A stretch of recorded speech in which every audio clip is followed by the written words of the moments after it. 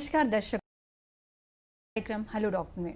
दर्शकों, जैसा कि आप सभी जानते हैं कि हम हर हफ्ते अलग अलग स्वास्थ्य संबंधी विषयों को आपके लिए लेकर आते हैं, अलग अलग विशेषज्ञों के साथ में। इसी कड़ी में हमारा आज का विषय है आपातकालीन परिस्थितियों में बुनियादी चिकित्सा सहायता। और इस बारे में बातचीत करने के लिए आज विशेषज्ञ के रूप में हमारे स्टूडियो में आमंत्रित हैं doctor Santosh Singh sir. Sir के बारे में बता दूं, सर शहर के जाने माने आपातकालीन चिकित्सक हैं। सर, कार्यक्रम में मैं आपका बहुत बहुत स्वागत करती हूं। नमस्कार। नमस्कार अर्चना जी।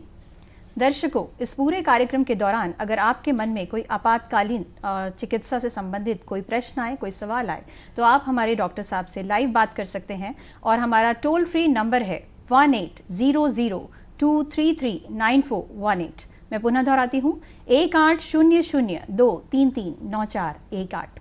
तो दर्शकों, इस नंबर पर आप कॉल कीजिए और आपके जो भी सवाल हैं आप हमारे डॉक्टर साहब से लाइव बात करके अपने संशय का निवारण कर सकते हैं। दर्शकों, जिंदगी में हम चाहे कितना भी पैसा, धन दौलत, मान सम्मान, पद प्रतिष्ठा कुछ भी पालें, लेकिन अगर एक बार हमारे हाथ से हमारा स्वास्थ्य चला जाए तो फिर सब कुछ बेमाना सा है। जैसा कि हम जानते हैं कि अच्छा स्वास्थ्य एक पूंजी के समान है और इसके अच्छे स्वास्थ्य का इंसान एक बहुत ही धनाढ्य व्यक्ति। दर्शकों, लेकिन कई बार अचानक से कुछ आपातकालीन स्थितियां आ जाती है और हम अगर उस स्थिति में अगर उपचार सही नहीं जानकारी होती हमें, तो बहुत कुछ हो सकता है। तो आइए आज इस बहुत ही महत्वपूर्ण विषय पर चर्चा करते हैं। तो सर, सबसे पहले तो मेरा आपसे सवाल यही होगा कि ये आपातकालीन जो चिकित्सा होती है वो क्या होती है। और कई बार होता है कि अचानक से हम अनकॉन्शियस हो जाते हैं, क्योंकि चाहे कुछ भी चीज़ें हों हमें अचानक से, तो उसमें सबसे पहला जो सिम्टम होता है हम बेहोश हो जाते हैं या अनकॉन्शियस हो जाते हैं। तो क्या है ये आपातकालीन चिकित्सा, इस बारे में हमारे दर्शकों को विस्तार से बताइए। जी देखिए, आपातकालीन चिकित्सा आज हम जिस विषय पर बात कर रहे हैं कि अगर कोई मरीज आपके पास बेहोश की स्थिति में आ जाता है, बेहोश हो जाता है, उसके धड़कन बंद हो जाते हैं, सांस लेना बंद कर देता है, वो किसी भी कंडीशन में हो सकता है।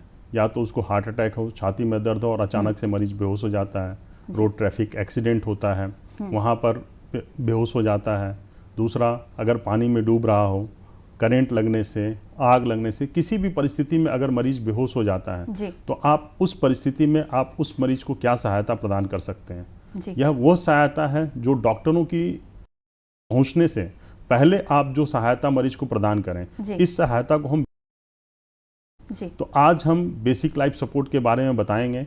कैसे आप अपने मरीज को कुछ ऐसा सहायता प्रदान करें जिस परिस्थिति में स्थिति में आप उसको उस जगह पर लेकर जाएं, अस्पताल पहुंचा पाएं, जिससे मरीज की जान बचाई जा सके। जी, बहुत ही अच्छी जानकारी सर। और जैसा आपने बताया कि ये एक आपातकालीन परिस्थितियां क्या होती है, मतलब ये एक ऐसा टॉपिक है जो लगभग हर टॉपिक को कवर करता है और डॉक्टर से जाने के पहले की स्थिति है तो काफ़ी गंभीर भी है और महत्वपूर्ण भी है। तो जैसा आपने बताया कि बेसिक लाइफ सपोर्ट, तो मैं आपसे, मेरा अगला प्रश्न आपसे यही होगा कि बेसिक लाइफ सपोर्ट के में हमारे दर्शकों को बताइए। जी, बेसिक लाइफ सपोर्ट बेसिकली ये लेमैन के लिए बनाया गया है, जो अमेरिकन हार्ट एसोसिएशन ने इसको दिया है। इससे हम मरीज को, जब मरीज किसी भी कंडीशन में, जैसे हमने पहले बताया हार्ट अटैक या किसी भी रोड ट्रैफिक एक्सीडेंट या किसी तरीके से किसी भी सिचुएशन में अगर आपके सामने बेहोश पड़ जाता है, आप देखते हो आपके सामने बेहोश हो गया, आपको प्राथमिक उपचार देना है। प्राथमिक उपचार में क्या होता है, आप मरीज को देखें कि मरीज की दिल की धड़कन बंद हो चुकी है, मरीज सांस नहीं ले पा रहा, उस कंडीशन में आप सीपीआर करते हो। सीपीआर कर करके मरीज को आप कुछ क्षणिक सेकंड्स के बाद हैं, आप 10 सेकंड तक मैक्सिमम देख करके आप मरीज को सीपीआर आपको शुरू करना है और उस सीपीआर से आप उस मरीज की जान बचा सकते हो। जी सर, ये सीपीआर जो आपने कहा, हमने नॉर्मली ऐसे मूवीज़ में इस तरह देखा है, तो क्या होता है सर ये सीपीआर जो सडन, वेरी इंपॉर्टेंट टॉपिक है, काफ़ी इंपॉर्टेंट है, तो इस बारे में हमारे दर्शकों को बताइए कि नाम छिपा हुआ सीपीआर का।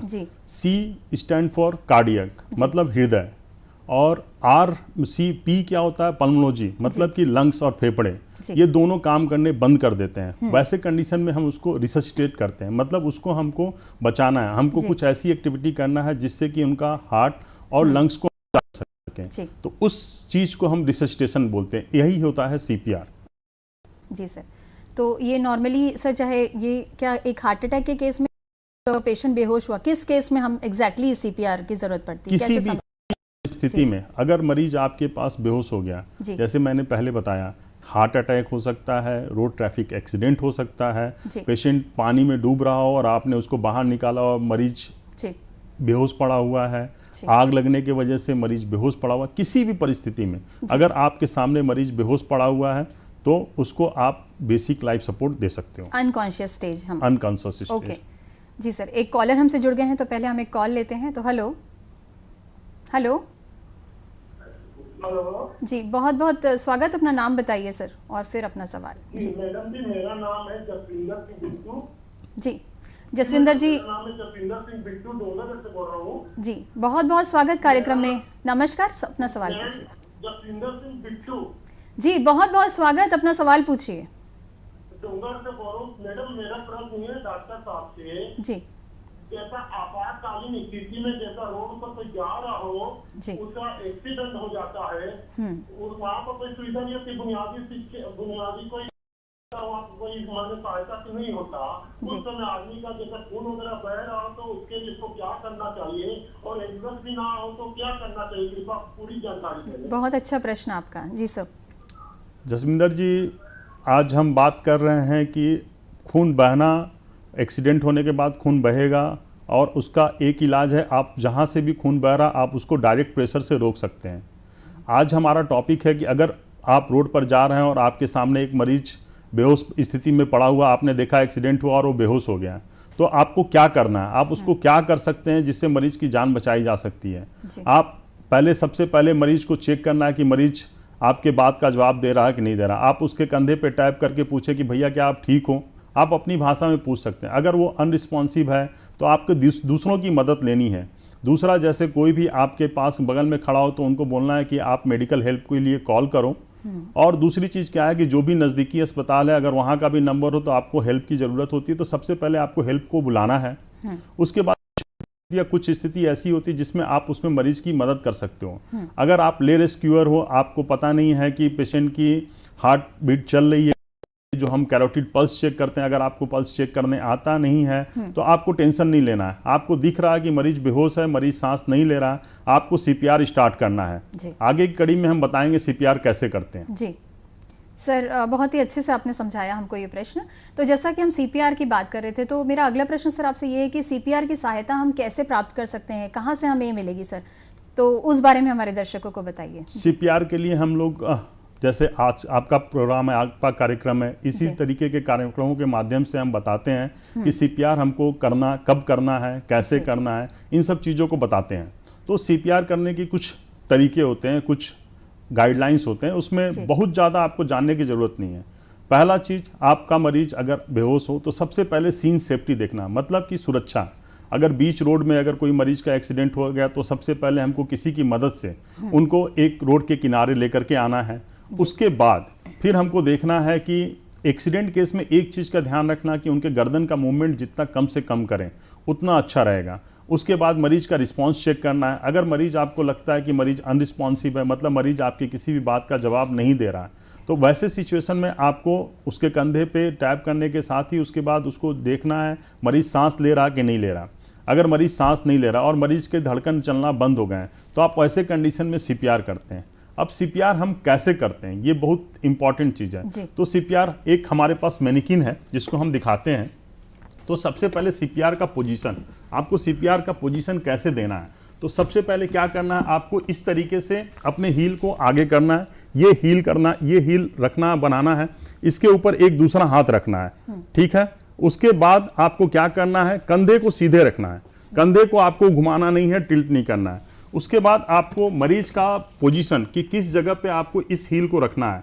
तो सबसे पहले जैसे ये हमारी छाती है, जहाँ पे छाती खत्म हो रहा है और ये पेट शुरू हो रहा है, आप देख रहे होगे जहाँ पे सॉफ्ट शुरू होता है ये पेट शुरू होता है आम बोलचाल की भाषा में, और ये हमारे निपल लाइन है जो ब्रेस्ट है। आप एक सीधी लाइन इधर से लो, एक सीधी लाइन इधर से लो, और जस्ट उसके ऊपर बीच में, पेट के जस्ट ऊपर उसके बीच में आपको इस तरीके से रखना है, और आपको इस तरीके से कर करके इस तरीके से जो कंधा आपका है, कंधे से प्रेशर डालना है, और जो दोनों केवनियां हैं एकदम सीधी होनी चाहिए, और इस तरीके से आपको सीपीआर करना है। अगर संभव हो सके तो आप 30 कंप्रेशन के बाद अगर मरीज को सांस देना चाहते हो तो आप मरीज को सांस भी दो। सांस भी, अब इंपॉर्टेंट सवाल आता है कि आप सांस कैसे दोगे। तो कई बार क्या होता है कि आप देखोगे कि सांस देने के लिए थोड़ा सा सर को क्या करना है, आपको सर को, हम ये एज्यूम कर रहे हैं कि ये मरीज लेटा हुआ है, हम सर को थोड़ा सा क्या करेंगे, एक हाथ से इसको थोड़ा सा टिल्ट करेंगे और दूसरे हाथ से टुड्डे को उठाएंगे। इससे क्या होगा, माउथ ओपन हो जाएगा। और दूसरे हाथ से क्या करेंगे, मरीज के नाक को बंद कर देंगे। क्यों? मरीज के नाक को बंद करने से अगर हम उसको मुंह से मुंह सांस से देते हैं, अगर उसके मुंह में माउथ से माउथ ब्रीथ देते हैं, मतलब कि मुंह से उसको सांस देना, तो पूरी तरीके से माउथ सील होना चाहिए। क्या करना, दोनों नोज को आपको पिंच करके दबा के बंद करना है, क्योंकि अगर हम हवा दें तो वो नाक के थ्रू बाहर न निकले, वो मरीज के छाती में जाए, उससे मरीज को सांस मिलेगा। सांस भी आपको बहुत ज़्यादा देने की ज़रूरत नहीं है। और अगर आप सोचते हो कि नहीं, हम ये रोड पे गिरा है, मुंह में ब्लड लगा है, अनजान व्यक्ति है, हम इसको सांस दें या ना दें, तो वैसे परिस्थिति में आपको क्या करना है कि आप अगर सांस नहीं भी देते हो लेकिन उसका चेस्ट कंप्रेशन करते रहना है। चेस्ट कंप्रेशन से भी उसकी जान बच सकती है।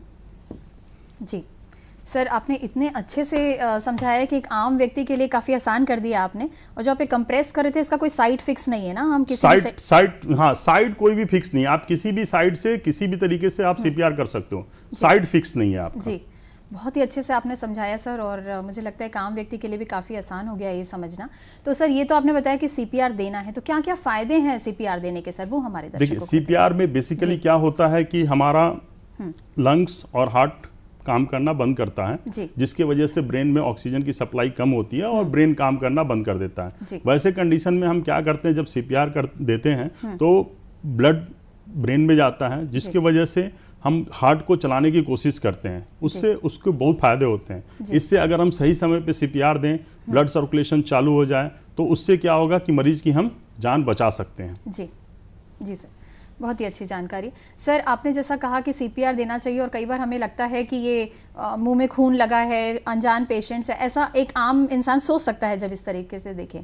तो सर, जब हम इसको सांस से सांस दे रहे हैं, हम अपनी दूसरे को ब्रीथ दे रहे हैं, तो ये तो थोड़ा सा एक इन्फेक्शन जैसा हुआ। तो क्या क्या सावधानियां होनी चाहिए जो व्यक्ति ब्रीथ दे रहा है, अपनी सांसें दे रहा है, उसके लिए क्या कोई पहले से प्रिकॉशंस है जो हमें लेना जरूरी है? पहले से प्रिकॉशन आप ये काम कर सकते हो, अगर आपको लगता है कि हम मरीज को सांस देना नहीं चाहते हैं, आप मत दो सांस, इसमें आप कुछ नहीं कर सकते। लेकिन आपके कोई घर के मेंबर हैं, ये कोई जरूरी नहीं है कि रोड ट्रैफिक एक्सीडेंट ही हो, ये हो सकता है घर पे उनकी सांस की तकलीफ और अचानक से वो बेहोश हो गए जहां सांस की जरूरत है। दूसरा, जैसे हार्ट अटैक या छाती में दर्द हुआ, ऑल ऑफ सडन उनको बेहोश हो गया और उनको सांस की ज़रूरत है, या घर में चक्कर खा करके गिर गए और बेहोश हो गए, उनको सांस की ज़रूरत है।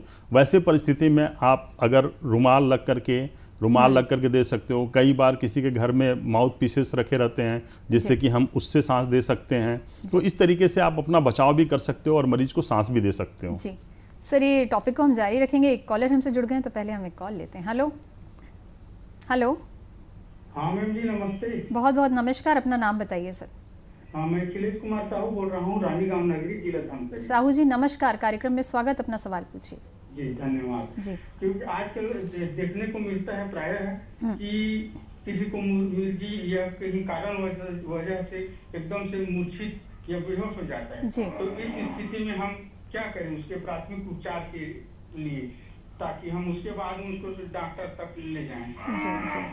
जी जी जी सर। साहू जी, आपका बहुत अच्छा प्रश्न है। आप किसी मरीज को मिर्गी आता है, उसके बाद वो बेहोश हो जाता है, तो आपको सबसे पहले चेक क्या करना है कि मरीज होश, हार्ट चल रहा है कि नहीं चल रहा, मरीज आप सांस ले रहा है कि नहीं रहा, मरीज आपकी बातों को रिस्पॉन्ड कर रहा है कि नहीं कर रहा है, या पूरी तरीके से मूर्छित पड़ा हुआ है। अगर आप बात कर रहे हो या उसको कोई दर्द दे रहे हो, पेन दे रहे हो, और उसके बाद उसको थोड़ा सा हाथ का मूवमेंट कर रहा है या आपकी बातों को रिस्पॉन्ड कर रहा है, तो और लेकिन वो बेहोशी की स्थिति में है, तो उसके लिए सबसे इंपॉर्टेंट चीज़ क्या है कि आप उस मरीज को करवट सुला दो, लेटरल पोजीशन कर दो, आप उस मरीज को करवट कर दो। और करवट करने का फायदा ये है कि अगर बाई चांस उसके बाद अगर उसको वोमिटिंग होती है, उल्टी होती है, उसके वजह से वो क्या होगा कि वोमिटस जो भी उल्टी निकलेगा वो उसके मुंह में दोबारा जाएगा और वो लंग्स में जाएगा, तो उससे और नुकसान होगा, उसको ऑब्स्ट्रक्शन होगा या टंग फॉल होता है। वैसे कंडीशन में आप उसको लेटरल पोजीशन में सुला दो और आप हेल्प को बुला लो। जब तक आपका हेल्प नहीं आता आप तब तक सुला के रखो और कोशिश करो कि 2 से 2.5 मिनट के बाद मरीज को फिर से एक बार सीधा कर करके एक बार उनको चेक कर लो कि क्या अभी होश में है या किस परिस्थिति में है। जी सर, आप इतने अच्छे से समझा रहे हैं और एक एक चीज़ को इतना प्रैक्टिकल समझा रहे हैं कि उल्टी ना आए, सारा चीज़ आप अज्यूम करके जिस तरीके से बता रहे हैं तो बहुत ही अच्छे से मुझे लग रहा है दर्शकों को समझ आया होगा। सर, ये तो अब हम बात कर रहे हैं कि किसी वयस्क के साथ अगर ऐसा हो, लेकिन अगर किसी बच्चे के साथ ऐसा हो, बच्चा अचानक से अनकॉन्शियस हो जाए या बेहोश हो जाए, तो उसको क्या हम CPR दे सकते हैं? और अगर नहीं दे सकते तो उसके लिए क्या प्राथमिक उपचार है, वो भी हमारे दर्शकों को बताइए। नहीं, CPR हमको सबको देना है। बच्चों में इम्पॉर्टेंट चीज़ क्या है, अगर आपके सामने अगर बच्चा अनकॉन्शियस होता है, रिस्पॉन्स नहीं करता, तो सबसे पहले आपको हेल्प को बुलाने की ज़रूरत है। जी। अब बच्चे, हम एक एडल्ट हो गया जो प्यूबर्टी से ओल्ड एज तक, बच्चे हम आप काउंट कर रहे 1 साल से प्यूबर्टी आने तक जी। और एक क्राइटेरिया हो गया 4 महीने से 1 साल के बीच में जी। तो इन तीनों में थोड़े से डिफरेंट है।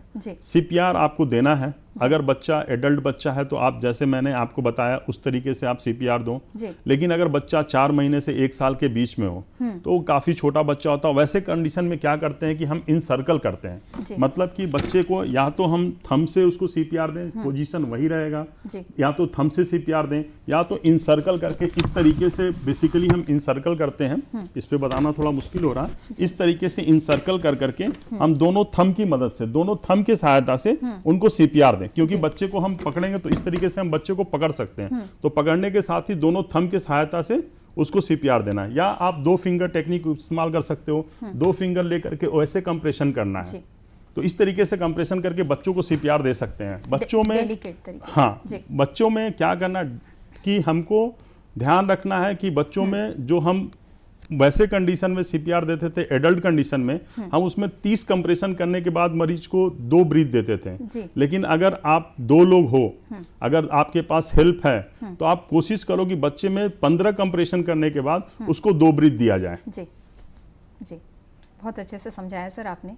इसके अलावा सर, एक कॉलर हमारे साथ जुड़ गए हैं, तो पहले हम एक कॉल लेते हैं। हेलो हेलो हेलो, नमस्कार मैडम। नमस्कार, कौन बोल रहे हैं सर और कहाँ से बोल रहे हैं? मैं राजनांदगांव छत्तीसगढ़ से मनोज कुमार प्रिंटे बोल रहा हूँ मैडम। जी मनोज जी, कार्यक्रम में बहुत बहुत स्वागत। नमस्कार, अपना सवाल पूछिए। जी मैडम, जैसे किसी को अचानक अटैक आ जाता है, चाहे वो मतलब आज का हो या फिर लकवा का अटैक हो, है ना, तो और इस स्थिति में छटपटा रहा हो, है ना, तो मैडम इस स्थिति में किस प्रकार से उसको मतलब आपातकालीन उपचार मुहैया किया जा सकता है? जी, बहुत अच्छा प्रश्न आपका सर। देखिए, अगर मरीज को हार्ट अटैक आ गया, लकवा आ गया, तो इसका एक टाइमलाइन होता है, टाइम विंडो होता है। अगर आप मरीज को लकवा आया है, मरीज छटपटा रहा, तो आपको नज़दीकी अस्पताल में लेके जाना है। जैसा मैंने बताया कि आपको मरीज को लेटरल पोजीशन में करना है, ठीक है। आप उसको मरीज को करवट कर करके आप हेल्प बुला लो जब तक आपका हेल्प नहीं आता है। दूसरा चीज़, मरीज को आप कोशिश करो कि 3.5 से 4 घंटे के अंदर मरीज अस्पताल पहुंच जाए।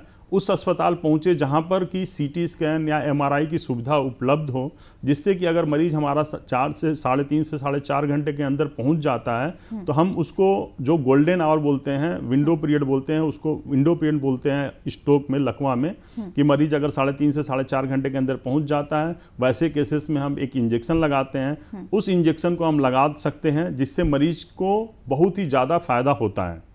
जी। उसी तरीके से हार्ट अटैक के केस में आपको सबसे पहले प्राथमिक उपचार कराना, अगर आप दूर रहते हो तो किसी भी नज़दीकी अस्पताल में लेकर के जाओ, और वहाँ से अगर कोई बड़ा सेंटर आपके पास हो तो आपके तुरंत के तुरंत थोड़ा पेशेंट को स्टेबल करने के बाद आप तुरंत के तुरंत उस सेंटर में लेकर के आओ। अगर मरीज ट्रांसपोर्ट करने लायक है तो आप ट्रांसपोर्ट करो और मरीज को वहाँ पर लेकर के आओ। वहाँ पर भी अगर 1 घंटे से 1.5 घंटे के बीच में मरीज पहुँचता है तो हम उसको एंजियोग्राफी या अगर ज़रूरत पड़ा तो नस की धमनियाँ खोलने के लिए जो इंजेक्शन लगाते हैं, हम इंजेक्शन लगा सकते हैं। जी सर, इतना कुछ ट्रीटमेंट है आपके पास में, जो पहला स्टेप है और बोलते हैं जो बिल्कुल जल्दी गोल्डन आवर जो आप बता रहे हैं, इतना अच्छा पीरियड होता है और उसमें आप इतने सारे इलाज बता रहे हैं, तो मुझे लगता है निश्चित ही इससे जान बचाई जा सकती है। तो दर्शकों, आप बहुत ध्यान से सुनिए। तो सर, अगला सवाल, जैसा ये हार्ट अटैक जैसा पूछे थे उसी से संबंधित है। कुछ चोकिंग होता है सर आजकल, जो हमको ऐसा लगता है कि छाती में कुछ फंसा फंसा सा लगता है, हम कन्फ्यूज़ होते हैं कि गैस की वजह से या हार्ट अटैक भी हमको पता नहीं होता है। तो क्या होती है तो चोकिंग, और इससे हम कैसे, अगर चोकिंग सी हो जाए तो हमें उस केस में आपातकालीन क्या इलाज है जो करना चाहिए, उस बारे में हमारे दर्शकों को देखिए, सबसे इम्पॉर्टेंट चीज़ है, अगर अभी मोबाइल का ज़माना आ गया है, लोग टेबल पे बैठ करके खाना खाते रहते हैं, रील्स देखते हैं, एंजॉय करते हैं, कोई कॉमेडी शो देखते हैं और बात करते रहते हैं, खाना खाते रहते हैं। उस समय क्या होता है कि कोई भी खाना जा करके आपके सांस वाली नली में अटक फंस जाता है, जिसके वजह से मरीज को सांस लेने में तकलीफ होती है। अब चोकिंग की एक यूनिवर्सल साइन है, जिसको सांस लेने में तकलीफ होगी ना, वो मरीज इस तरीके से प्रेजेंट करेगा और झुक करके बताएगा कि हमको सांस लेने में दिक्कत हो रही है जी। वैसे परिस्थिति में क्या करना है? अगर मरीज होश में है तो सबसे पहले क्या करना है कि फिर हम आपको इस मैनिकिन की सहायता से बताएंगे। सबसे पहले क्या करना है, आपको एक मुट्ठी बनाना, इस तरीके से मुट्ठी बनाना है और जहाँ पे छाती खत्म हो रही है और पेट शुरू हो रहा है, आप ये देखो यहाँ से छाती खत्म हो रही है, मतलब हार्ड पोर्शन खत्म हो रहा है और सॉफ्ट शुरू हुआ है, वहाँ पर क्या करना है, आपको इस तरीके से मुट्ठी बना करके रखना है और दूसरे हाथ से आपको क्या करना है कि इस तरीके से फिस्ट बनाना, इस तरीके से, और मरीज को थोड़ा सा आगे फॉरवर्ड बेंड झुका करके आप उसको इस तरीके से, एब्डोमिनल थ्रस्ट बोलते हैं इसको, इस तरीके से हमको झटके देने हैं। कब तक झटके देने हैं? जब तक या तो फॉरेन बॉडी निकल करके बाहर ना आ जाए या मरीज आपका बेहोश हो जाता है जी।